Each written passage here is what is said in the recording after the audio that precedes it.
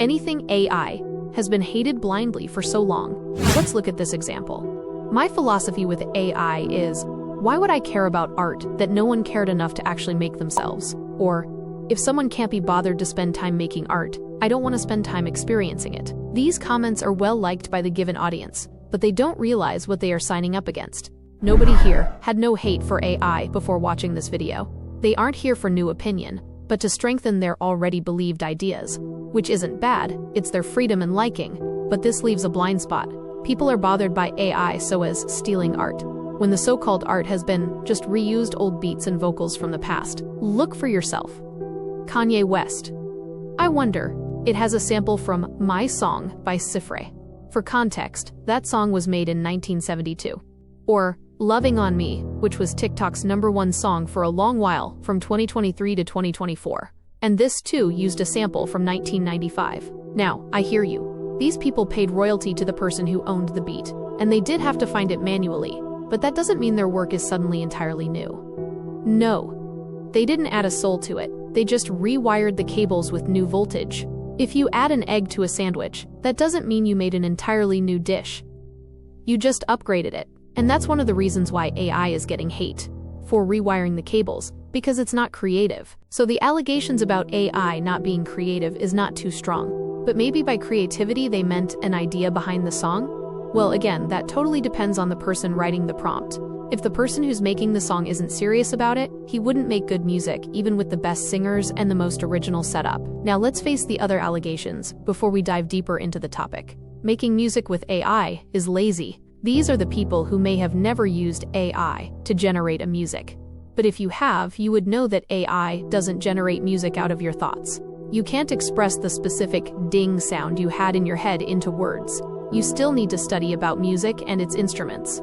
Look at how many videos there are teaching you how to use AI music software. Some are even an hour long. You'll still need to imagine, how much beats do you want? You will need to educate yourself about music. Real musicians have to learn too, and their training takes much longer. But that doesn't mean it should only be their right to create music.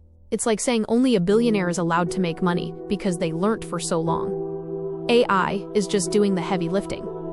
You still have to command it, but why would people like AI Music Radio go through all this if they can just make real song without AI? Because not everyone has the same life.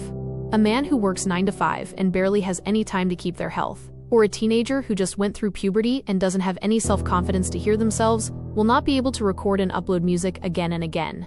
AI does that for them. AI takes their vision and converts it into real product that can be published without copyrights. So no, AI music doesn't always mean someone is just not passionate enough about something. But if AI really replaced real human artists, where would the artists go?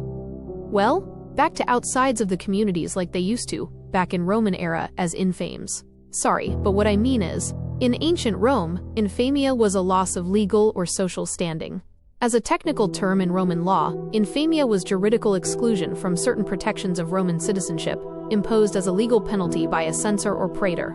In more general usage during the Republic and Principate, infamia was damage to the esteem, the estimatio, in which a person was held socially.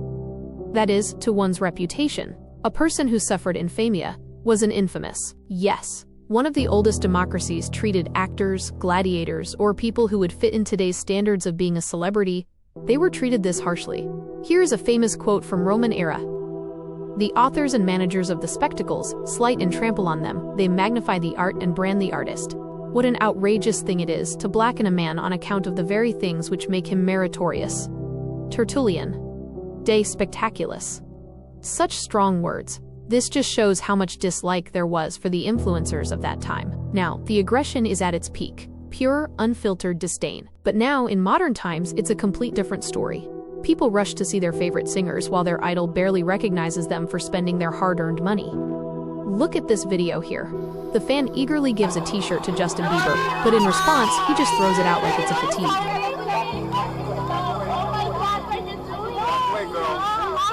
Back away, back away. Back away from the car. And it's not just about Justin. Take Sabrina Carpenter, for example. On this instant, she is mocking a fan who is just displaying her culture, and Sabrina takes no kindness or even gratefulness to it. Instead, she mocks her own fan, who probably had to pay a lot to get the chance to see her. That's your culture, is yodeling?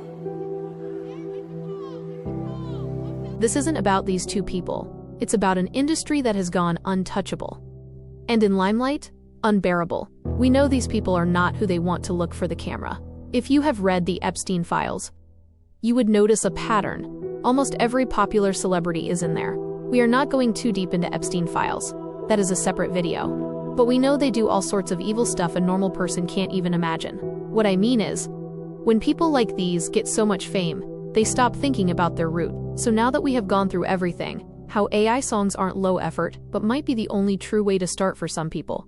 And why should we not blindly hate AI? Because it's not human, while the real human don't act like humans either. What is the conclusion here? It is that AI songs might not be everyone's favorite, but it is the only way for some people. The only way to make the stars of today realize the power still lies beneath the public, because paying $200 just to get mocked is an action I'm against.